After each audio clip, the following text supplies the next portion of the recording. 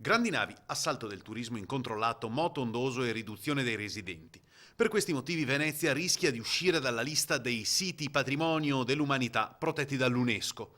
O entro il 1 febbraio del 2017 l'amministrazione darà segnali certi e concreti di voler risolvere le questioni più gravi che mettono a rischio la sopravvivenza della città, oppure entrerà nella blacklist, quella dei siti monumentali a rischio. Così ha stabilito il Comitato UNESCO, riunito in sessione plenaria annuale a Istanbul, approvando all'unanimità le raccomandazioni della commissione che era stata inviata in laguna per esaminare le condizioni di salute di Venezia.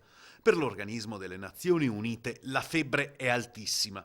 Tra le richieste più urgenti la proibizione per le largest ship, le grandi navi, di entrare in laguna, quella relativa ai limiti di velocità per il traffico acqueo e la creazione di una strategia concreta per un turismo sostenibile.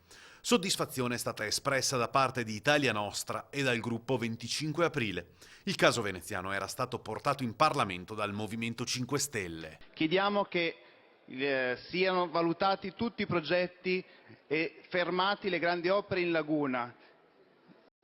Fermiamo gli squali che si stanno mangiando la laguna e ascoltiamo i portatori di interesse, non quelli grandi, magari amici del governo, ma i piccoli portatori di interessi che conoscono la laguna e vogliono difendere l'equilibrio delicato di questo ecosistema unico al mondo.